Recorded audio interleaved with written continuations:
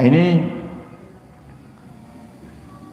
dalil dan bukti dari perkataan Sayyidina Imam Hudzaifah ibn Yaman yang beliau mengatakan as-salatu ala nabi, salawat kepada Nabi Muhammad tudrikur rajula, dapat menolong seseorang, menolong anaknya dan menolong cucunya. Jadi bapak ibu yang salawat, yang dapat keberuntungan bapak ibu, yang dapat keberuntungan anak panjenengan, yang dapat keberuntungan cucu panjenengan. Jadi satu keluarga semuanya diberikan keberuntungan oleh Allah Subhanahu wa taala dengan satu orang saja yang bersalawat daripada keluarga tersebut. Bagaimana jika semua keluarganya bersalawat kepada Muhammad sallallahu alaihi wasallam? Sehingga bisa kita ambil kesimpulan tidak akan sengsara orang yang ahli bersalawat kepada Nabi kita Muhammad sallallahu alaihi wasallam. Ma'asyiral hadirin wal hadirat hafizakumullah, ada satu amalan yang dijelaskan oleh Al-Imam Al-Iqlisi dalam kitab Syarah Ratibul Haddad, dan ini juga bisa kita amalkan dalam kehidupan kita sehari-hari. Dan ini amalan diamalkan oleh para santri mulai dari di pondok pesantren. Di antara wirid yang diwajibkan ketika kami mondok adalah adanya zikir atau ayat yang dianjurkan untuk dibaca ini. Riwayat dari Al-Imam Al-Iqlisi, Gala beliau berkata, Ja'a Shibli ila Abi Bakar bin Mujahid. Pernah Al-Imam Shibli itu datang kepada Imam Abu Bakar bin Mujahid. Fagama ilaihi fa'anaqahu. Kemudian Al-Imam Abu Bakar bin Mujahid melihat kedatangan Imam Shibli. Imam Abu Bakar bin Mujahid langsung berdiri menyambut Imam Shibli dan langsung memeluknya. Wa qabbala baina ainaihi, dan Imam Abu Bakar bin Mujahid mencium Imam Shibli tepat di tengah-tengahnya sini, antara kedua mata. Dicium tepat di antara kedua, di kening tepat kedua di antara kedua matanya.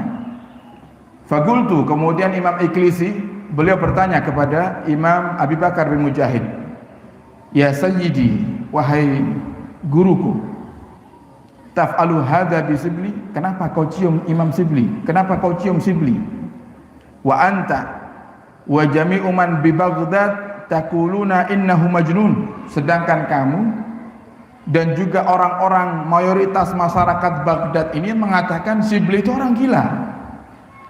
Kenapa ketika dia datang kau langsung berdiri menyambutnya dan kau langsung menciumnya di kening persis di tengah-tengah antara kedua matanya? Kemudian apa kata Imam Abi Bakar bin Mujahid? Fa'altu kama ra'aitu Rasulullah sallallahu alaihi wasallam fa'al. Aku melakukan itu karena aku melihat Rasulullah melakukannya.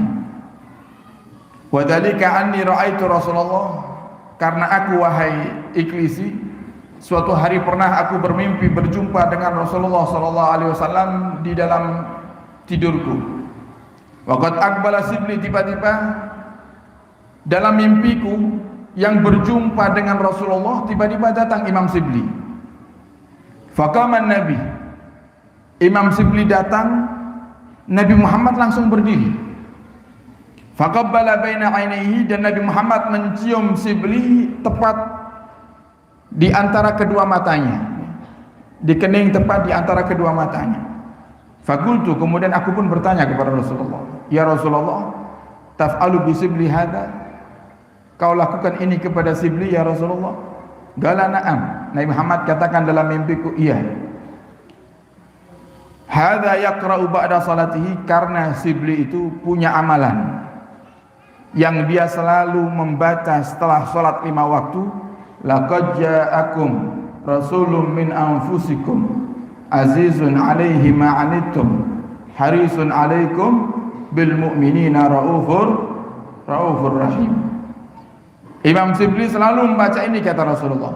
Wa yudhi'uha bi salati alayya salasan, dan kemudian selesai baca laqad ja'akum, dia baca salawat kepadaku 3 kali. Allahumma salli ala sayyidina Muhammad wa ala ali sayyidina Muhammad. Allahumma salli ala sayyidina Muhammad wa ala ali sayyidina Muhammad. Allahumma salli ala sayyidina Muhammad wa ala ali sayyidina Muhammad. Gara-gara amalan yang ringan ini, Imam Shibli dibanggakan oleh Rasulullah sallallahu alaihi wasallam. Imam Shibli disayangi oleh Rasulullah, dicium keningnya oleh Rasulullah sallallahu alaihi wasallam. Sehingga mari para hadirin diamalkan. Ini di pondok pesantren selalu dibaca, dan laqad ja'akum itu adalah salah satu ayat yang memiliki banyak manfaat. Pernah satu hari kami datang kepada salah seorang sesepuh para habaib di Surabaya, yang beliau di saat itu kami datang, kami masih santri di Pondok Darul Khabar Dakwah. Ketika liburan kami diajak oleh abah atau ayah untuk pergi ke rumah Habib Umar ini. Ketika datang, beliau adalah orang yang banyak amalannya, banyak wiridnya, banyak zikirnya, dan termasuk orang yang menjamani zaman penjajahan, dan beliau sekarang sudah meninggal.